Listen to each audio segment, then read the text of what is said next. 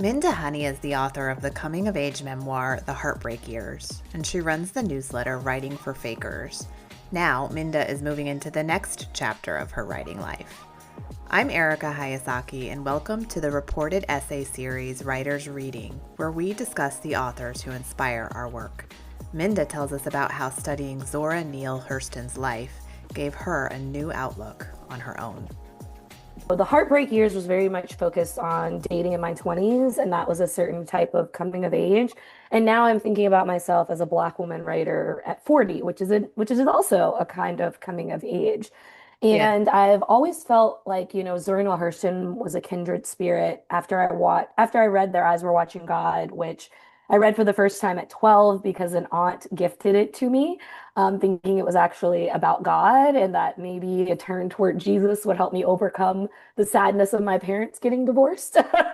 Oh, wow. That was And the intention. Hadn't read it. They hadn't. I do not think so. But the book, I fell in love with Janie, and it was a Yeah. book that I could grow with. And as I got older, I also became really fascinated by the author, by Zora Neale Hurston herself. Yeah. She never had children. She really went against the grain. There was all this like self-myth making that she trafficked in. She's a Black woman from the South. She's also a Capricorn. Oh, you And know the Capricorn part. That's impressive. yes, yes, she's also a Capricorn. And when you read her obituary that the AP put Yeah. out when she passed away, the very first sentence is about how she died penniless and alone. Yeah. And it's like all these things she accomplished in life and like even in death is being humbled. Yeah. And, she was a two-time Guggenheim Fellow and she had all these sponsors, all this support. She really changed the world of anthropology and still never really found financial stability. So it's like, okay, well, what does that mean for me as a Black woman writer? What does that mean for me as like a woman who is single, who's like, Yeah. heading into her 40s? And when I went to her gravesite, I was like, the question I wanted to ask her was like, would you do it again? Like, Yeah. would you, even despite everything that happened, would you center your writing in your life, Interesting. again? And Yeah. so it's looking at this journey and asking these big questions about midlife, but it's also a shift of the way that we think about midlife. The midlife crisis just feels so dated. Like we think Yeah. of a white man from the 80s in a convertible leaving his wife for a younger mistress and, having this like whole identity crisis. And that's just not what it looks like for millennials. And so it Yeah. was like, what if instead of thinking about midlife as a crisis, we thought about it as a conundrum? Because we're told that our lives are supposed to be like settled down and in place at 40. And really, everything goes haywire at 40. You're getting laid off. People are getting cancer diagnoses. Your parents are We're getting getting sick. Your old. parents are dying. That's People are right. having Yeah. children. Children are moving out of your home. Like, Yes. Yes. literally, your whole life Very goes. hard. And oh, perimenopause. Perimenopause. Hello. Knock, I would knock. have Hello.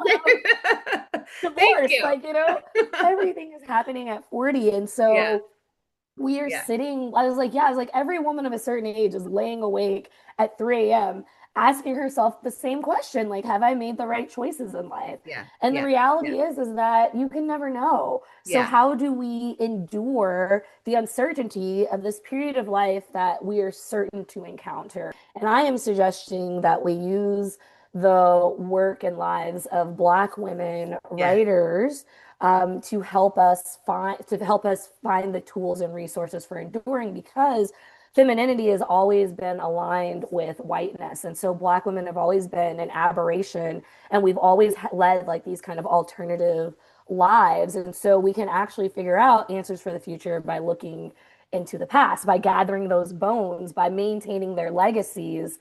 We are also helping ourselves survive. I love that. I love that. And I want to like hold your book up first because I want to start here too because you actually have so this is the Heartbreak Years. Shout out to the Stacks. Tracy Thomas, right? Tracy Where Thomas, we I love first you. Yes, I first heard you on the Stacks and got your book. And by the way, like so relatable, so honest about the dating life, which I saw a lot of my own experiences into when I was reading this. But also, I mean, you have like it seems like when you were coming into this book and your realizations at the end of this book, you were calling already to Zora and to other Mhm. Black women writers. Like there was a moment that I flagged in your book where you talked about Janie walking out of homes where no long love no longer existed. And you also have sort of a moment at the end of the book where you come into realizing like maybe I've been looking in the wrong places for, my purpose and inspiration. And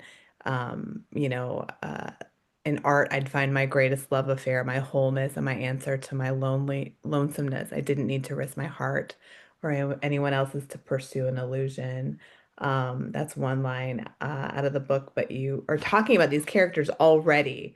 So it feels like this is Mhm. a natural progression into your next book to think about also the life of Zora Neale Hurston, whose book here, this is the nonfiction collection that Yeah. I have, where I've read a lot of her nonfiction work in here. And I know she was even thinking about her own career in some parts. Mhm. Like she questioned career in some parts of this story and like Yeah, what she has a line that I know I'm gonna butcher, yeah. but she says like she's been in Saro's kitchen and licked all the pots clean.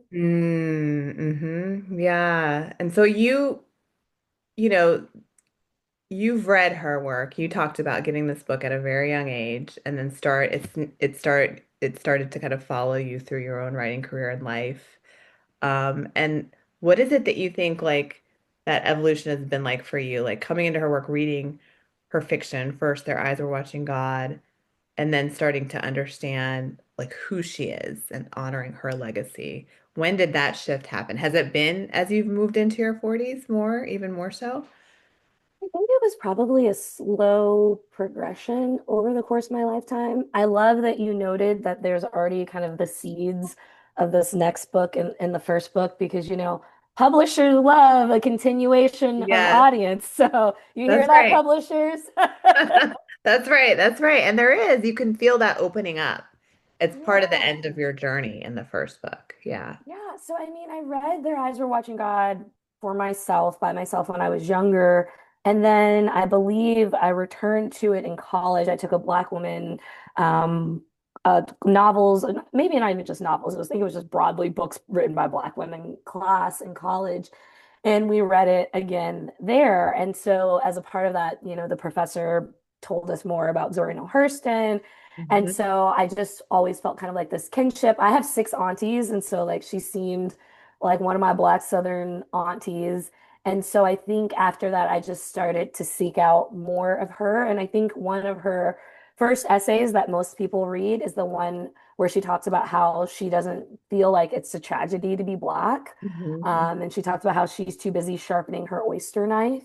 And Yes, so just thinking of like someone who has that type of moxie to that's them right. and that kind of like, I'm gonna swallow up the world whole before it swallows up me kind of Yeah. attitude was just something I was very attracted to. And then at the beginning of my MFA program, I can't remember why. I think we had to maybe present on an author that we're really interested in. So I did my presentation on Zora, and that was kind of like my first time really delving deep into researching her life. And then as her, I think I don't think she's exploded in the same way quite yet that like Audre Lorde has or Octavia Butler has, but there has been this kind of movement to take the legacies and histories of Black women writers more seriously, and a lot of that's being led by Black women writers like Amani Perry. Yeah. And so I think that I also just think that there's been more information available and accessible that probably just wasn't easily accessed 20, Yeah. 25 years ago when I was younger. And so that also made it possible to learn more about her and just more of the complications about her life and her experiences. Yeah.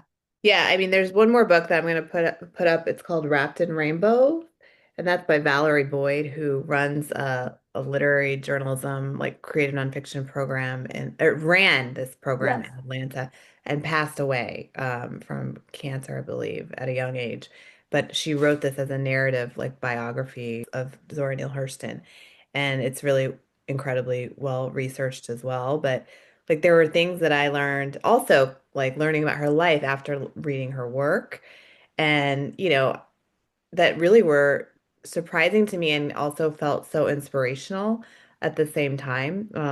Of course, and we can like kind of talk about what we've learned about her life, but you know, she did suffer from like depression at one point, and she had a lot of struggles working as a writer, like a lot of struggles working as a Mhm. writer.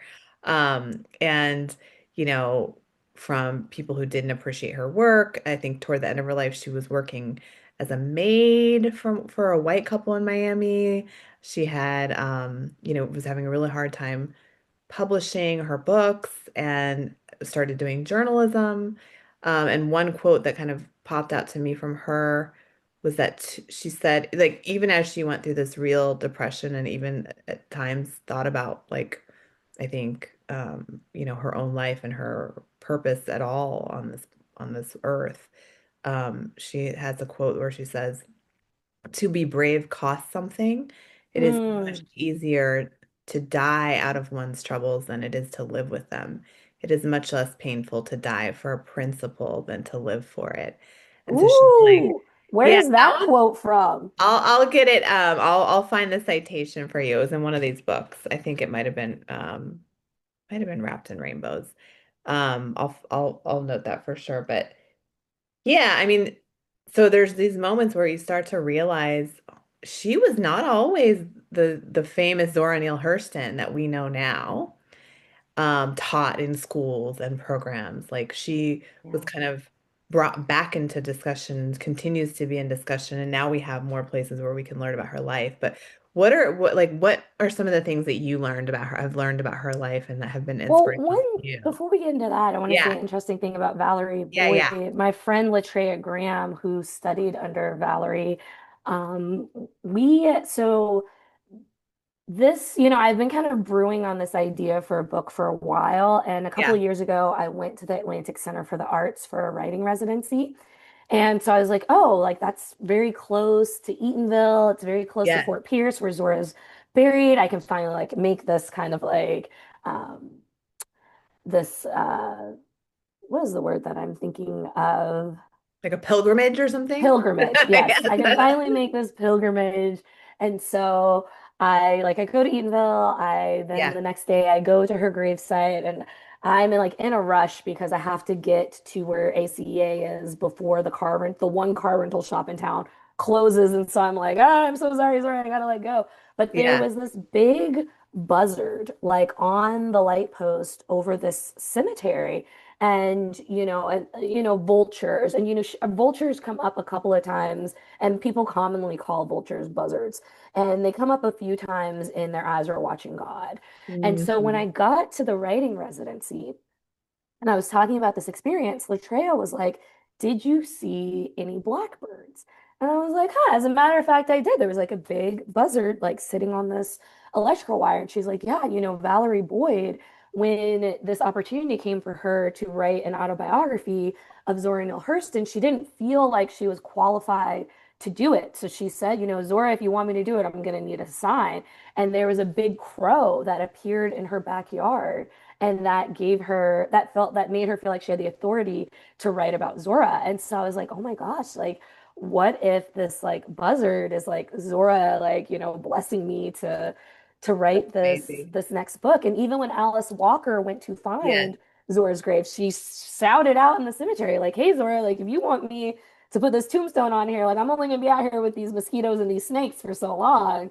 And and Yeah. she ends up finding the so yeah, so like even just thinking about Zora as somebody who has like Yeah. this self myth making and somebody who is very into folklore and folk tales. And Right. so like this symbolism of and buzzards have a lot of symbolism around them too. So Yeah. yeah, it just like when Latreia asked me about that, it just gave me like chills. Chills.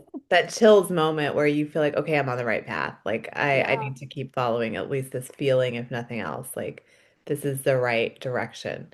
It felt like that for you. That's So I've been thinking a lot about like our own personal myth making and where it rubs up against American myth making. And so yeah. like the stories you tell yourself about who you are versus the stories like the nation wants to tell you about who you are as like a woman, as a black person, as a black woman, like those intersections, like the places where like your own story can overcome and the places it cannot. And like that is such a deep Totally. heartbreak right there.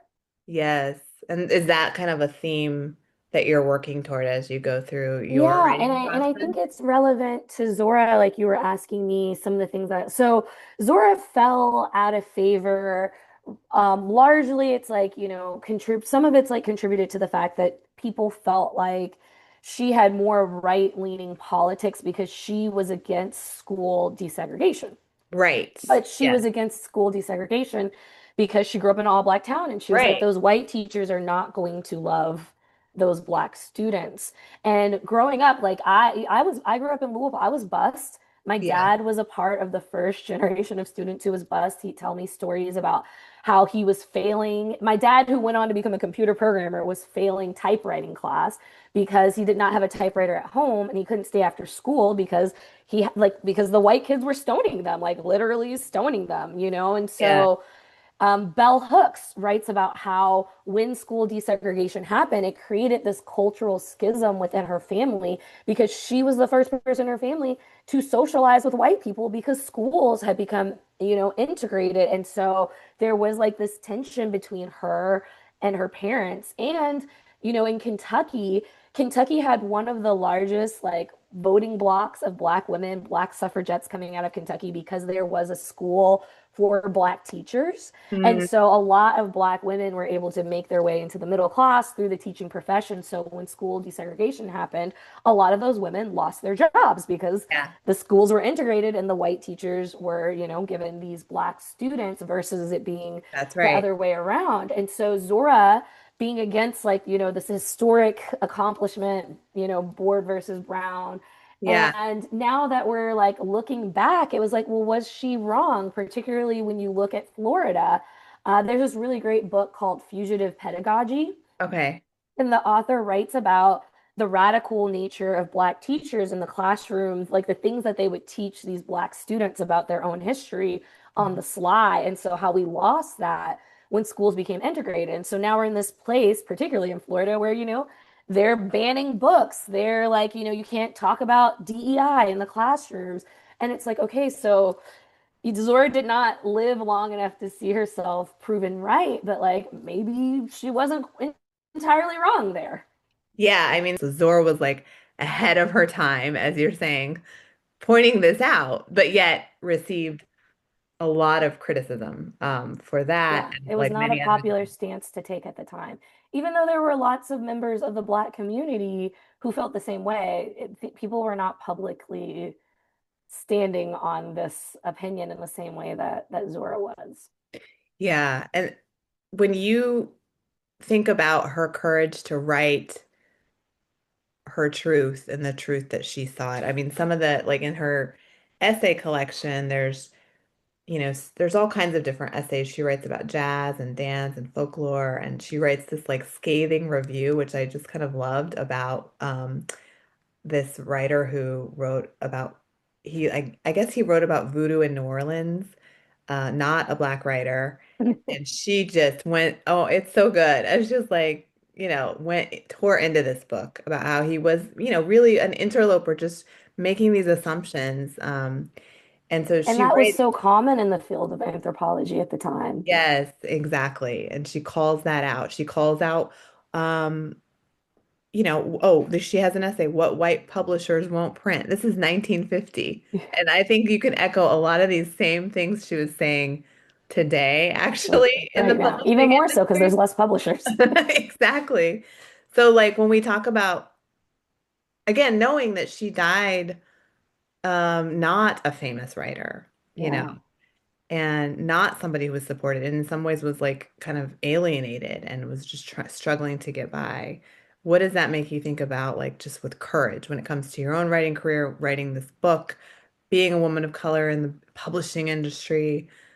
Yeah, how do you think about that when you think of You Zora? know, Alice Walker considered Zora Neale Hurston and Langston Hughes, her like literary parents. She never got to meet Zora, but she did get to meet Langston late in his life.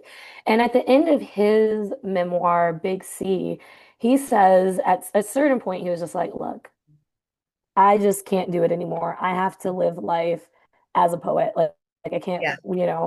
be working these like jobs or doing these things. Like this is who I am. This is what I want out of life. This is what I'm going to focus on. And I think at 40, I feel kind of the same way. Like I was laid off from my job in July. Yeah. And with the just like prevalence, the growing prevalence of AI and the challenges of corporate America and just like kind of like the lack of jobs right now.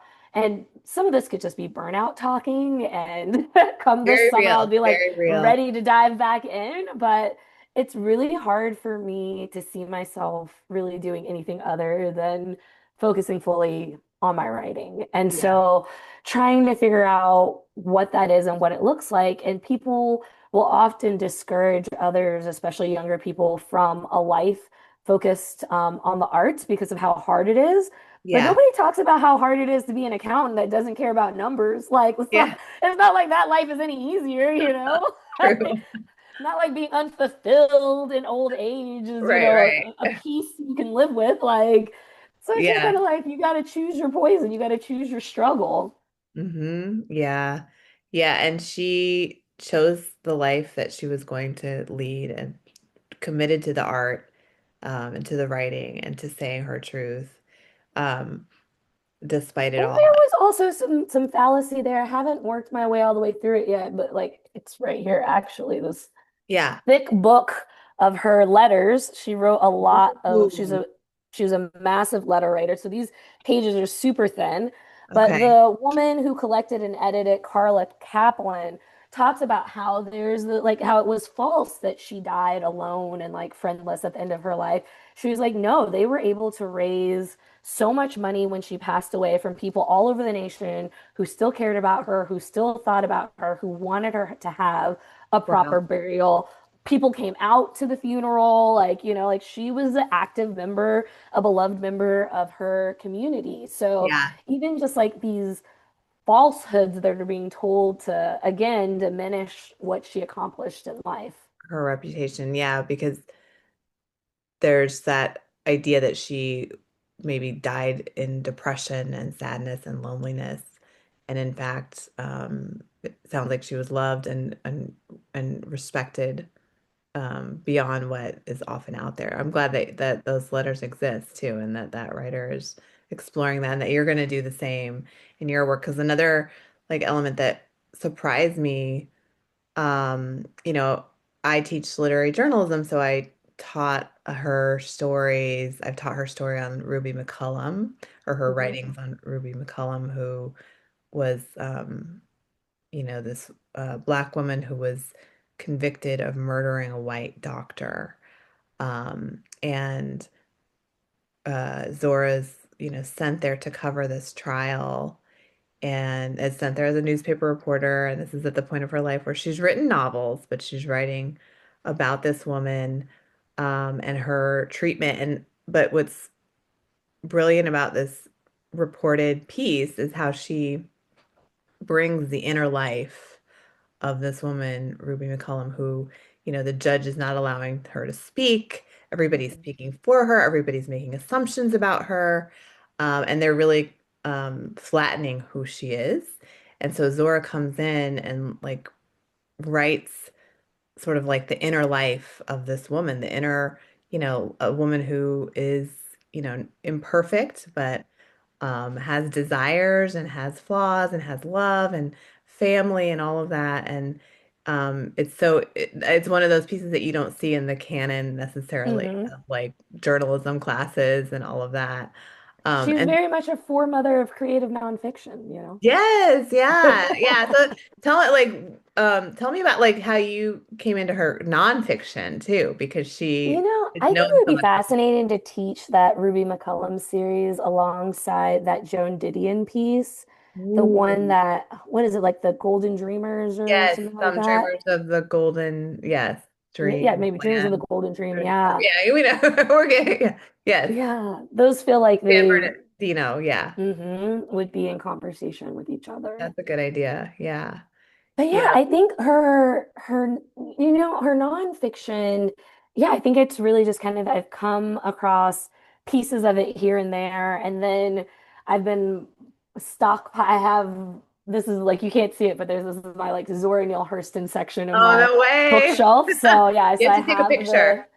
the yeah, You I'll don't take a have to do picture it and I'll now, but text it later, to you. yeah. Yeah. Yeah, but yeah, I have the collection that you were just holding up. I have Wrapped in Rainbows over here. And then the Zora Neale Hurston reader too. I love myself when I'm laughing. Oh, yes.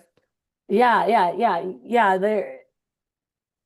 So yeah, just kind of Yeah. like piecemeal and like now it's like okay, I have to like sit down and kind of focus, drill down into her life outside of her fiction. Yeah. But I think like what we were talking about, like with you were talking about her literary journalism, and Yeah. then, another reason that she started to fall out of favor was that her research was being called into question as an anthropologist because one, she was like really embedding herself into the culture and the experiences that she was covering. And Yeah. then people were like, how much of this actually happened? How much is she like stretching the truth here? And Yeah. so her credentials were called into question. But, just yesterday, I was reading a piece about Sally Hemings and how, when it was uncovered that, like, oh, like she was Thomas Jefferson's. I was Right. reading Allison Kinney's new book, The United States of Rejection, that comes out next week. That's where I Oh, was like, where was I okay. reading this? Right. I'm in conversation with her. I've been reading her book. And so Okay, cool. she's writing about how when the research was done and it was uncovered that like Sally Hemings was Jefferson's concubine, and this whole time her descendants had been like, oh yeah, like this was a thing. There were all these white historians that did not want to accept those facts, did not want to accept those truths, did not want to take oral history seriously. People who Mm, would won Pulitzers for their books yeah. undermining this truth. And so when the DNA tests were done and the books were written, there were still some people who were resistant to the truth because they wanted to hold on to this narrative of Thomas Jefferson. And those people did not, as far as I know, they've not lost their careers. Nobody came and Right. rounded up their awards and took them back. And so there's this like double standard based on like race and gender when it comes to like, these like human flaws that we all have. So Yeah. Yeah. That's so, yeah, with her, the same thing. You saw that kind of, you've seen that in her life too, like that she has been judged and defined in some ways by these power structures. It's how, and that's something that even to this day, it seems like, but right, but your writers like you and Valerie and everybody have like turned that and they're turning the tide. And as you're like sitting and writing out this book, how far along are you, by the way? Are you like in? I am like, I finished the book proposal for it and I have three essays written for the collection.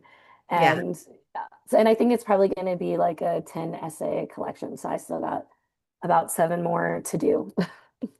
Oh, so each essay will be kind of, is it specifically Zora or is it like other writers as well? Or are you Yeah, thinking, other writers as well, but yeah, Zora is kind of a your thread, big, a through line that goes through the whole project.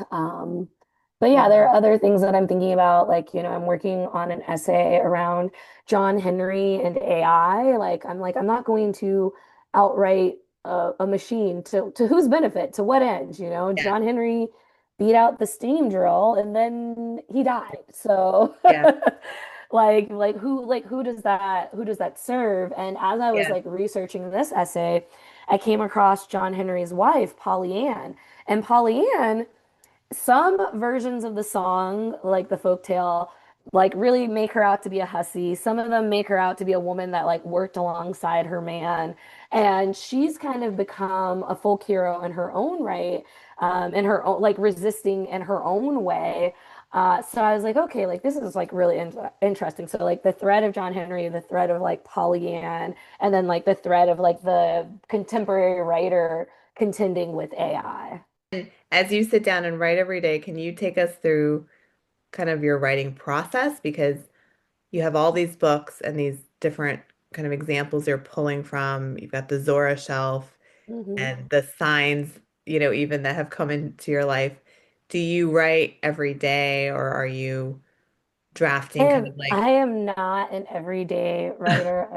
I've never been an everyday writer. Like I don't have, I think that when I'm in like the kind of like deep in a project and like getting it together for like a deadline, like that's a totally different yeah, yeah, set of circumstances. But for the most part, I'm not necessarily like an everyday. I feel like, like you have, especially as someone who writes memoir and personal essay, like I feel like I have to do the living in between the writing. And so, like, there are experiences that need to compile yeah, and build up. And this is a project that, like, I've been thinking about for a long, like, just like I had like a kind of an inkling, but it took a long time for it to fully come to fruition and for me to kind of like really have clarity around what it is. Like, with the yeah, Heartbreak Years, I started writing some of those essays in real time in my 20s. And so then I got my MFA when I turned 30. So I had time to like become a better person and become a better writer. And it was yeah. really this look back.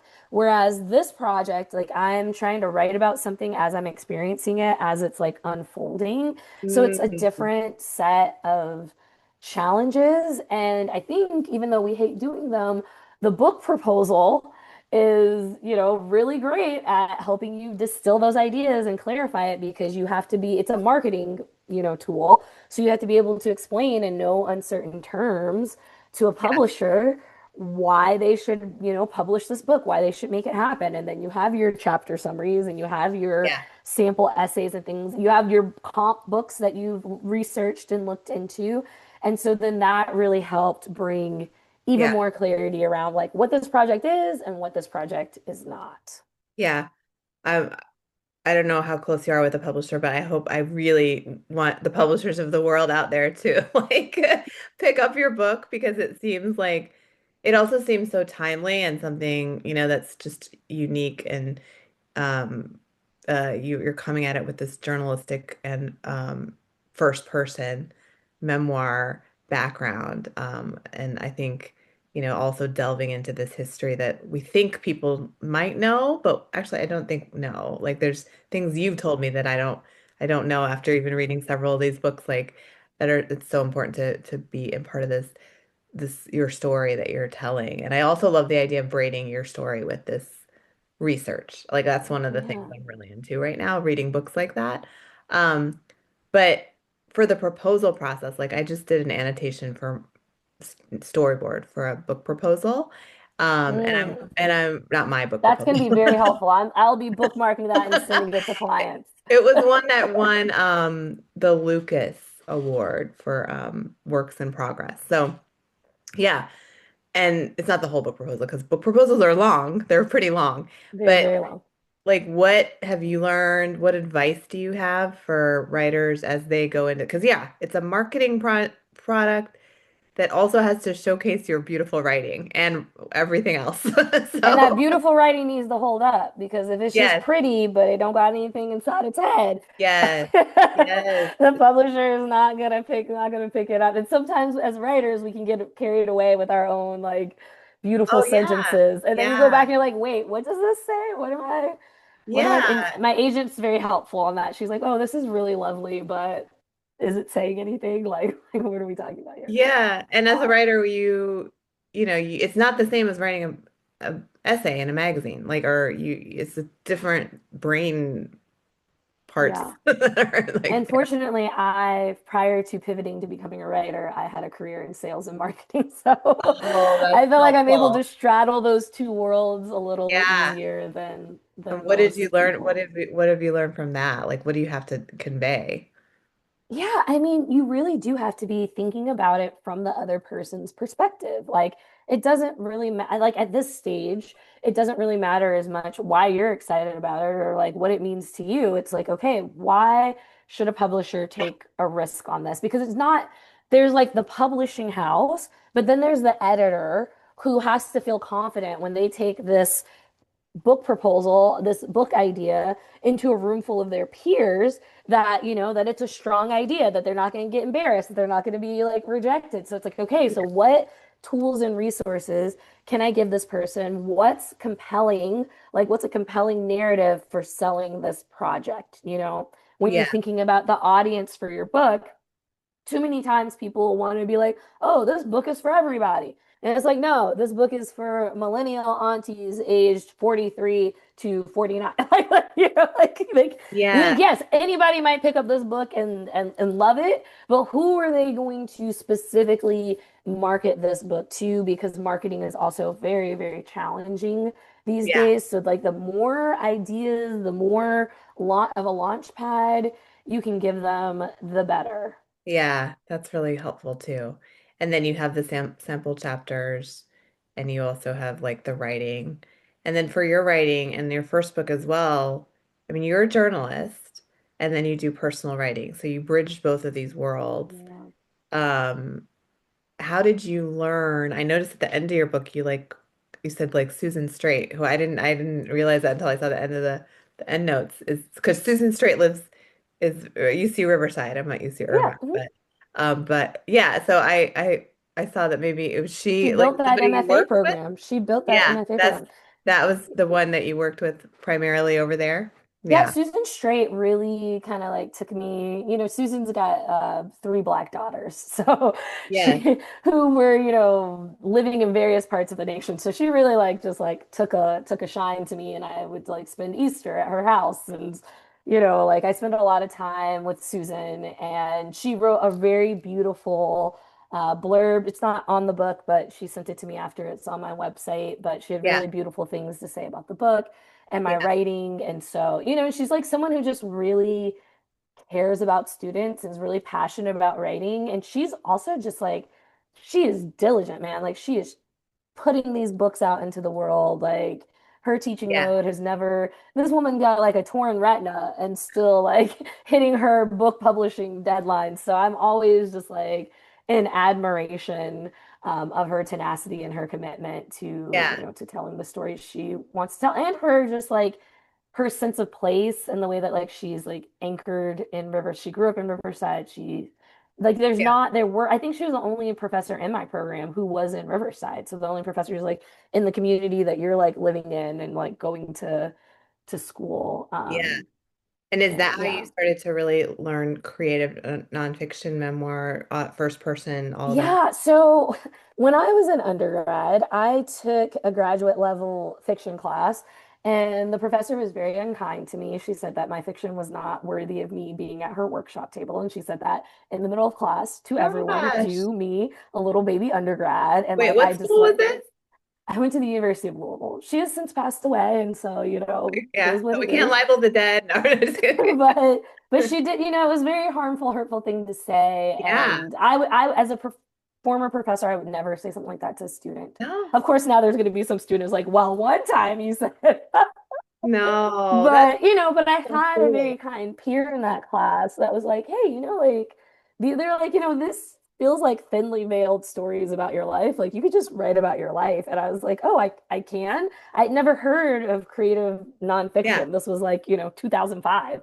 And yeah, so I was like, oh, like I thought you had to be a famous person to write about your life. You do not. You can just write about your life. And so I started writing, about my life directly. And then at some point, I learned about MFA programs. And so I yeah, applied, and then I saw the tuition bill and was like, oh no.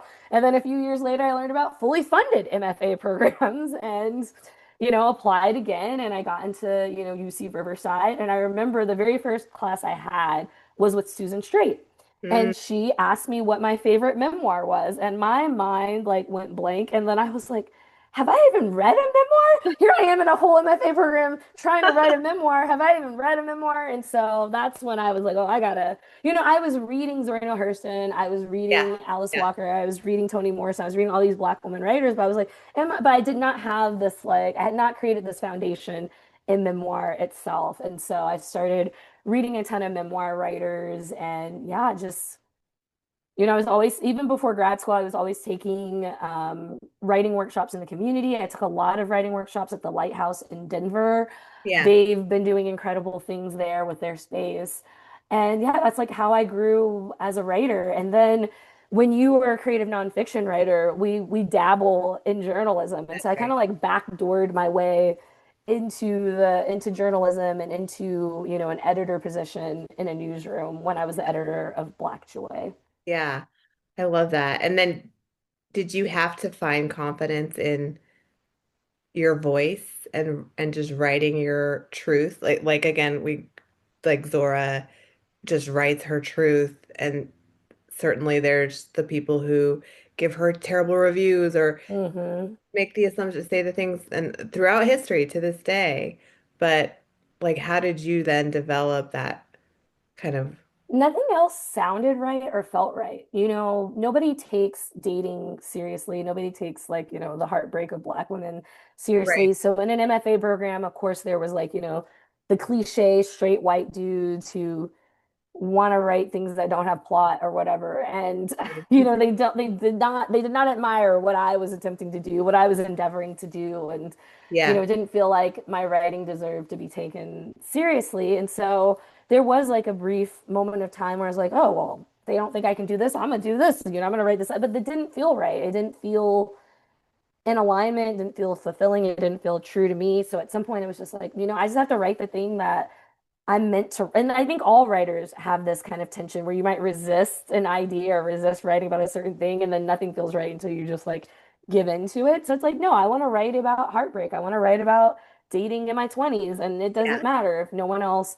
takes that seriously or they think my work is too commercial or like, okay, yeah, oh no, I'm going to sell books. I feel so bad. I feel so bad about that.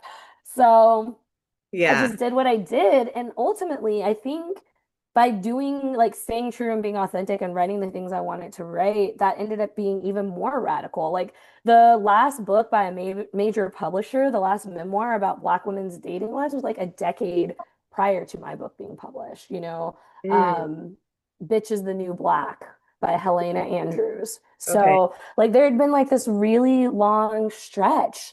So like huh, yeah, so it was important because if I hadn't been committed to it, I hadn't been dedicated to it, who knows the next time that a book on that topic was going to break through. And then my writing has always been voicey. Like it's yeah, always, people would always say like, "Oh, you write how you talk." And I'm like, "I don't know what that means." And so, yeah, like, and people weren't saying it as a compliment, but I stuck with it. I refined it, and I really do feel like your voice as a writer is one of your strongest like yeah, tools that you have at your disposal that really separates you from what anyone else is out there doing. There are so many people that have followed me across genre, across subject matter as readers just because they like my voice, they like my specific perspective. So they're yeah, willing to pick up, read a newsletter, read, a website, read a book if it was written by me because they trust that voice. yeah, absolutely. And that's so important nowadays, I always say, because Hmm.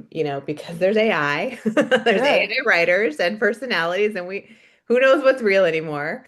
And also I feel like there's just a hunger for authenticity and realness and personality, and just also, like having your voice. We know you're a writer, we know who you are, we know where you're coming from, so we'll follow your work.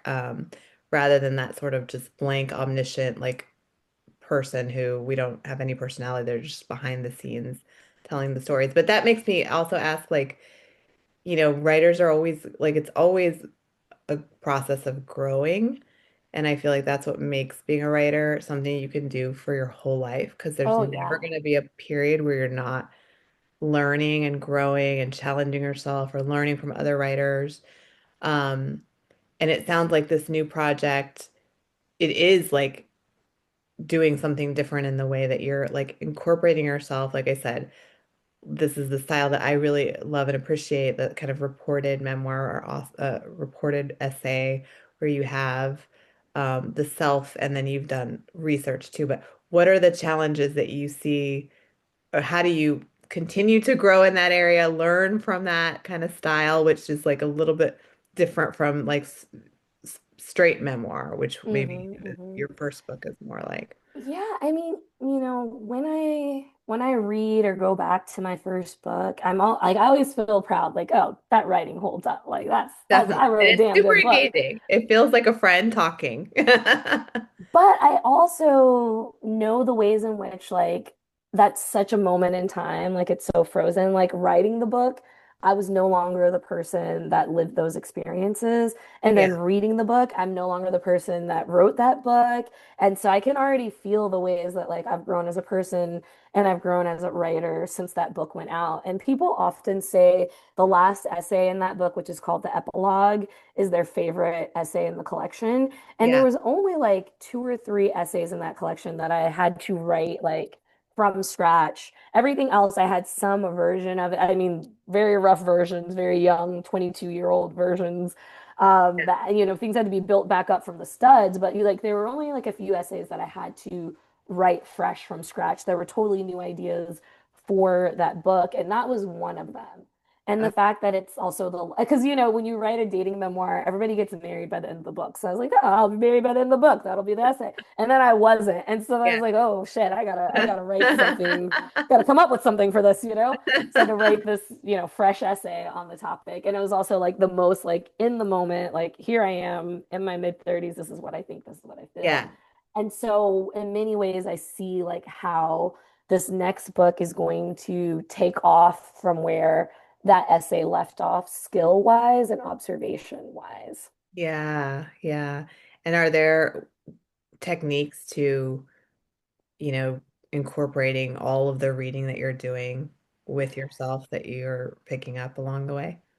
Yeah, I don't know if you've experienced this, but there are the things that you're like, oh, this will be a helpful, like wrapped in rainbows, like that will, dirt Yeah. footprints on a dirt road, like her Zora's Autobiography, like, oh, these are books that I should read for this project. You're Yeah. like, Yeah. this will be helpful. But then there are all these other, you might be reading something for something else, like, you're blurbing a book, you're in conversation, and you're like, oh, wait, this is Totally.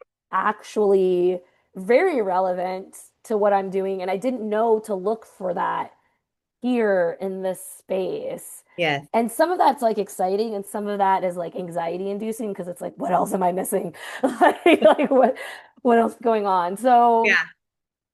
I don't know. So like, yeah, I'm just like there are the books that I'm reading specifically for this project, and then there are books that I'm reading for other reasons that are Yeah. also informing the way I'm thinking about this project and going about this project.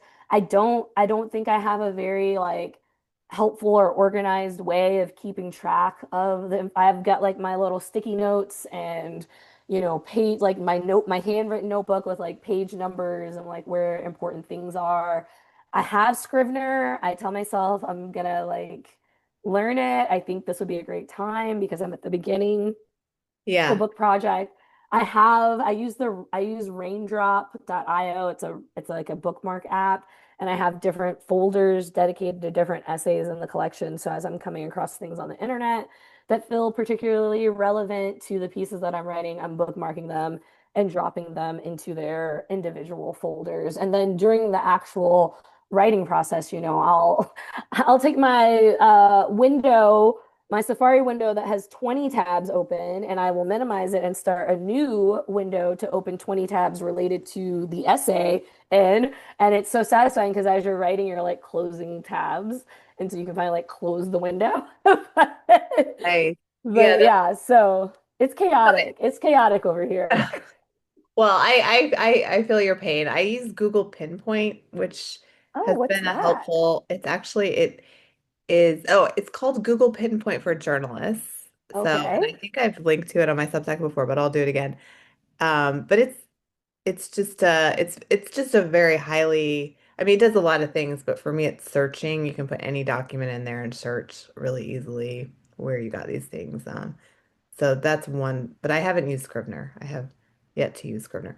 But I do agree, like when you're in the middle of writing, it's almost like you're open to the other art in the world in a different way. You're like tuned in a way Hmm. that you might not normally be tuned in because you're sort of thinking through some of these questions in your own writing and your own research. So you'll notice things maybe in other work that you're like, oh, that actually it does.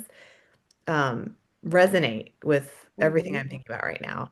And yes, it might not have anything to do with the actual research, but maybe just the style, the structure, the theme.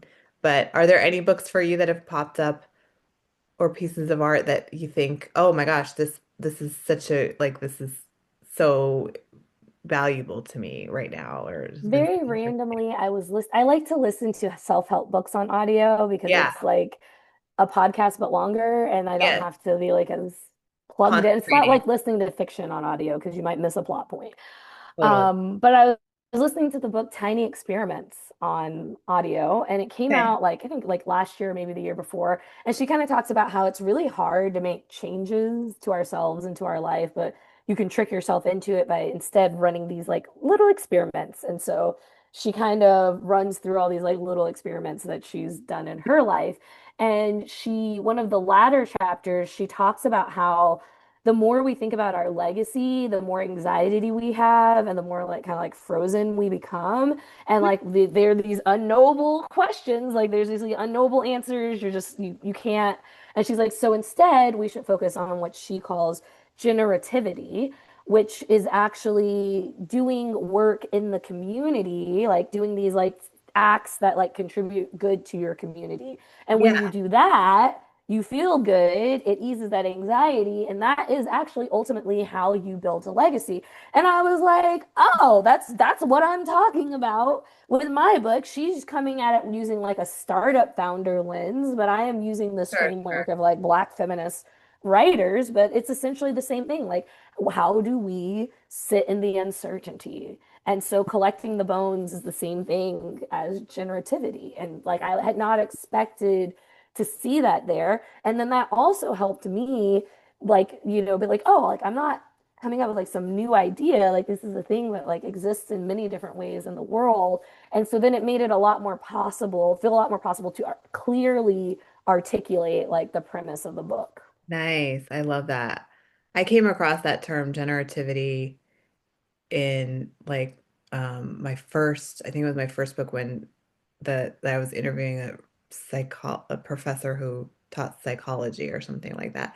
But that also resonated with me, that idea of generativity so much because it's almost like, and also in thinking about death, because I've also written about Mm, death, like, what we leave behind. And it's like this rippling effect is another way that people have described it, like what's rippling out from your life into the world that will then keep mm, into other people's lives in some way. And that's that idea of generativity, I think, which is so valuable. You're right, because it's like publishing a book is not identity, it's not an identity. It's a piece of the work that you do, right? Over yes. the course of your life that is one piece.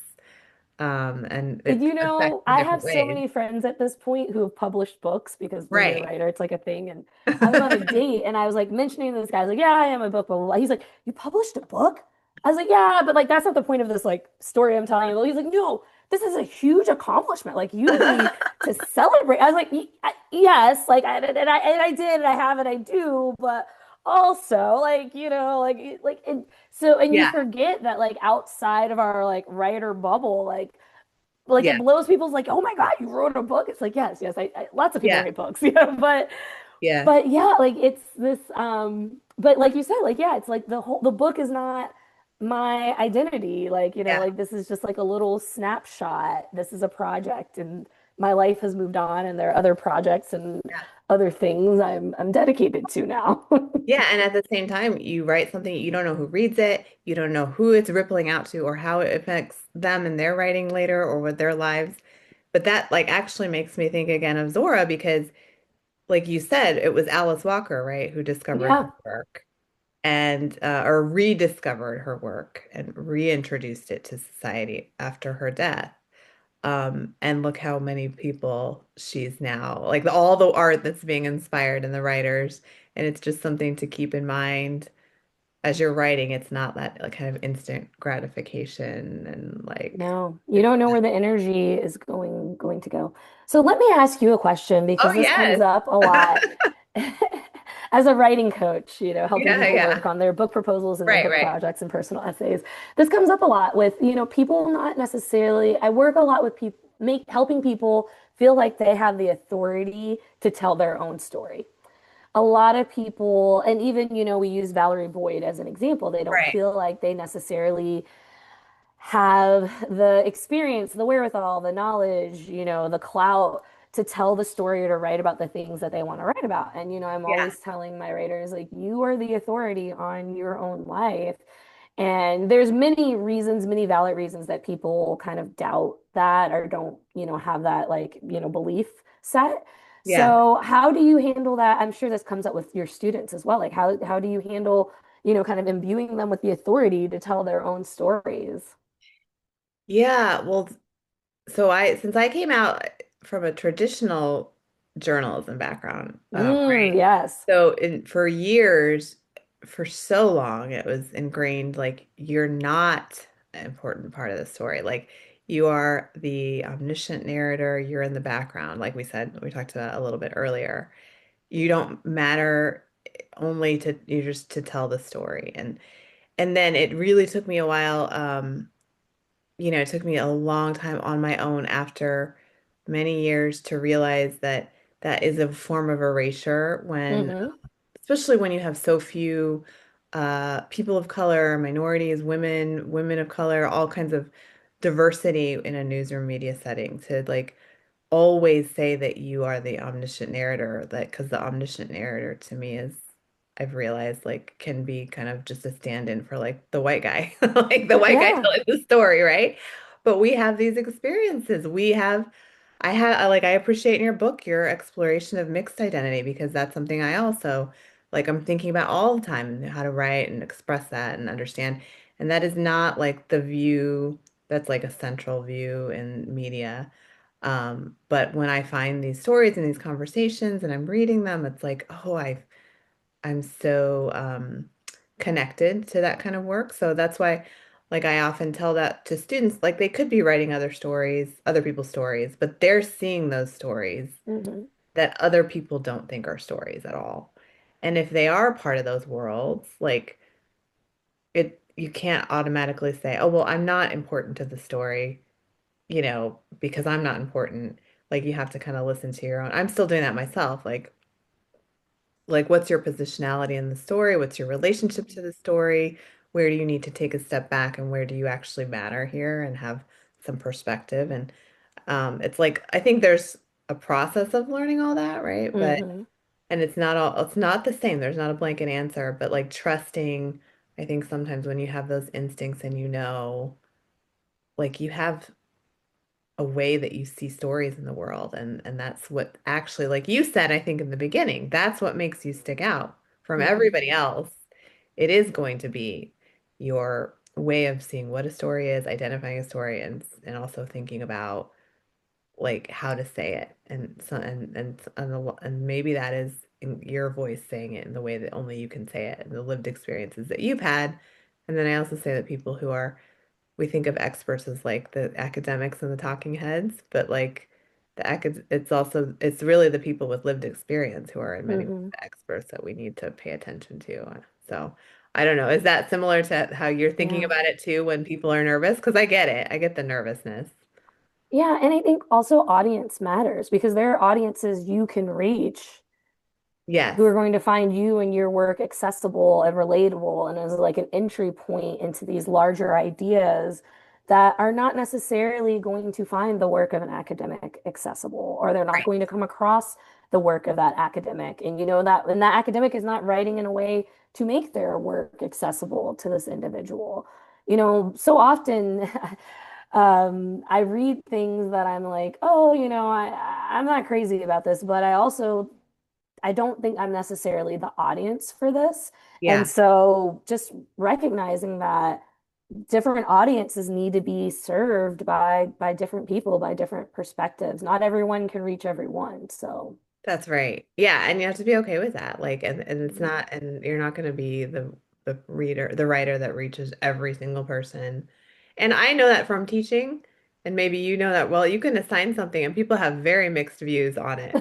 Like it'll be the Pulitzer Prize winning book or the book that everybody's raving about, and people will come down straight down the middle on their opinions. So it's like, Cheryl Strayed's The Love of My Life about her mother passing. I think it's one of the best essays ever yeah, written about her mother passing away and how she ends up cheating on her husband because she's like, grieving. yeah, And when I teach this essay, to full grown adults, they're like, oh my gosh, this essay changed my world, blah, blah, blah. When I teach it to like 18, 19-year-old college students, they are like, this woman is an awful person. She is terrible. I like, no, like they have so much judgment for her. And it's because mhm, many of them have yet to experience, have right, like so much grief or to have such a hardship that you act out of character. yeah, You are not your highest, most perfect self. And so they don't yeah, have the grace yet to give to give totally. to this woman.